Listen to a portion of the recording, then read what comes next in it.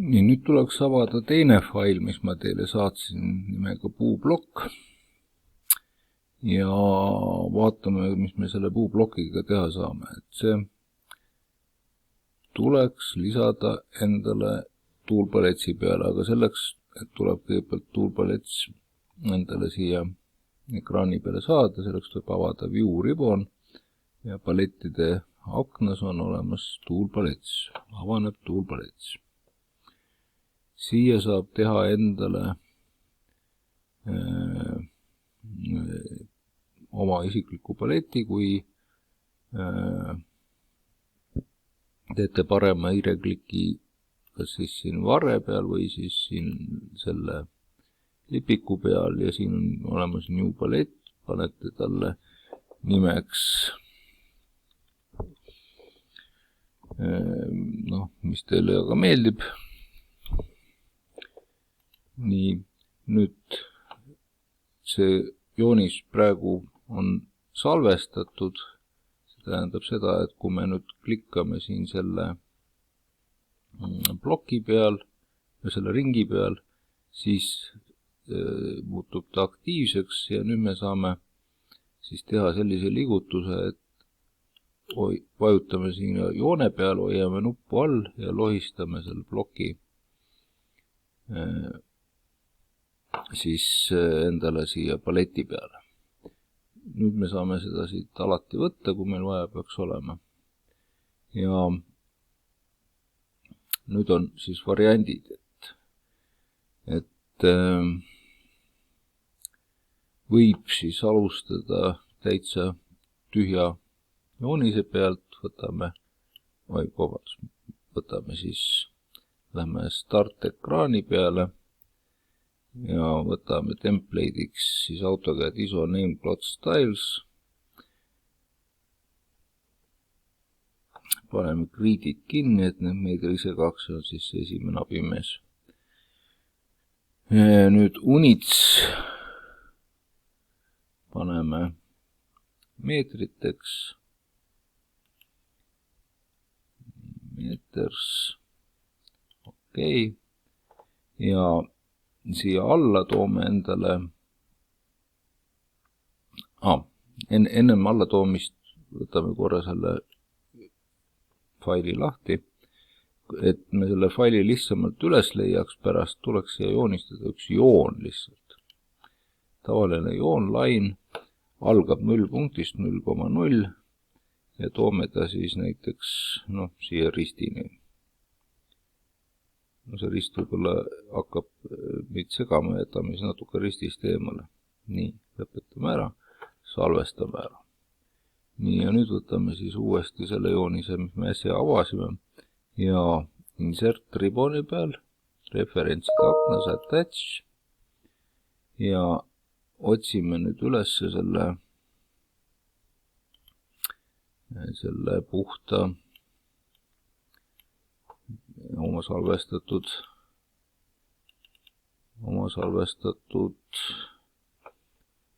faili. Tuleb vaadata, mis siin kõige alumise rea peal on, siin praegult on image files, paneme siia tvg, näed, ühikas puhas, open. Nii, ja nüüd siin ei tohi kuskil siis ühtegi linnukest olla, paneme OK. Nüüd ta on siin nii väike, et me ei näe. Tuleb siis nüüd zoom extends käsku kasutada.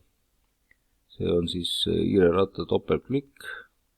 Ja nüüd me näeme seda joont, mis me seal joonistasime. Ja siin selle joone otsas, kui hiirerattaga kerida, ongi siis nüüd see puhastatud alus. Ja numbrid jäid kinni panemata. Või ma panin numbrid kinni, aga kuna siin on nüüd 0 kiht lahti, siis ja kogu see asi tuli nüüd 0 kihi peale, siis ma pean tegelikult tegema kõigepealt ühe kihi, kuhu peale ma selle aluse panen. Siin on nüüd hästi palju kihte, kõik need aluse kihid ka, ma saan valida siit filtri, et ainult mitte XREF-i kihid, nii klikkan siis siia, et teeme uue kihi, alus. Ja muidugi meil siin läheb vaja veel kihte, meil läheb siin vaja veel väärtusklasside kihte, et siin on siis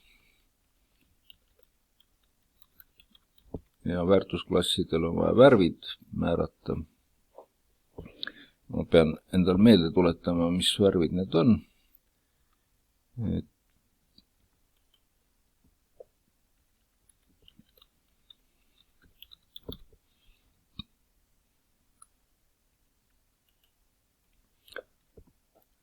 kolmas.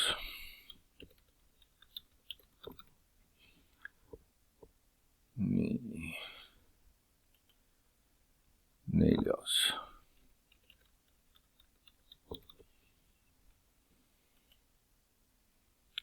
Oli vist viirs väärtusklassi. Okei.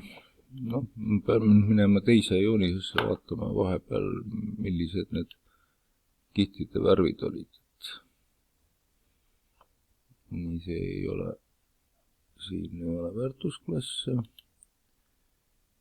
Nii siin on viies väärtusklass on pruun, pakavalguses esimene on punane, teine sinine, kolmas roheline. Okei.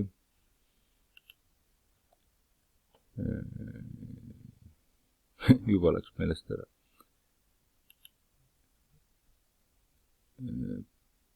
Punane, sinine, roheline, okei. Punane. Sinine. Roheline. Nii, mis siis neljas oli kollane ja viimane oli pruun, okei. Kollase puhul soovitan valida siis mitte päris puhta kollase, see ei jää trükil väga hästi näha, et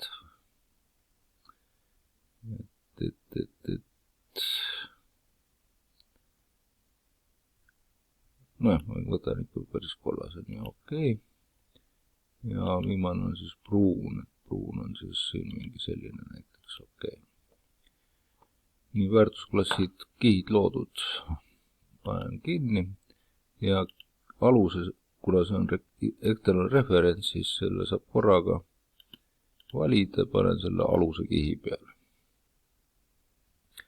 Nii, ja nüüd ma saan nullkihi kinni panna, vaatame. Nii, kadusidki ära elust, ja nüüd teen jooksvaks kihiks, teen näiteks esimese väärtusklassi kihi ja proovin siis siia panna sisse seda puublokki. No, praegu see plokk on ka nullkihi peal, selles mõttes ta ei näitagi mu seda praegu väga halb. No, mis ma siis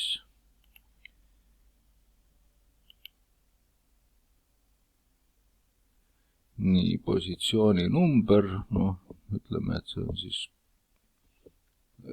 noh, ma ise tahaks küll panna siin rohkem, no ma ei teagi, mis liik siia panna. Te teate ise kindlasti paremini, mis asjad need siin on, eks.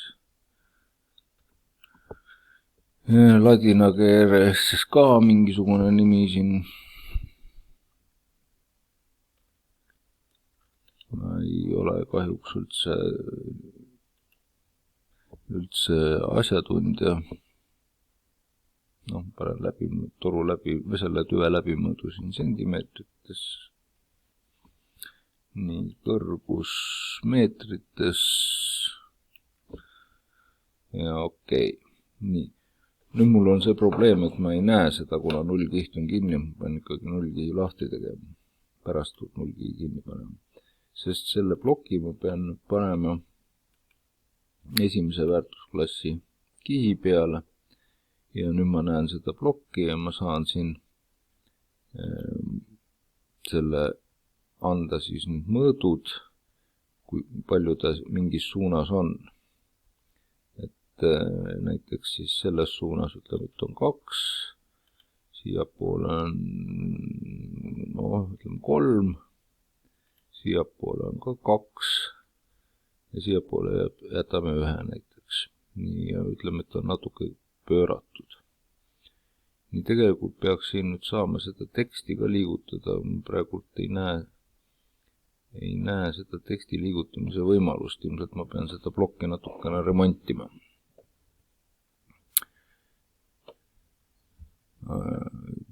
See plokk, mis ma teile saadan, seal loodetavasti on juba see remont tehtud. Nii et praegu ma lõpetan ära.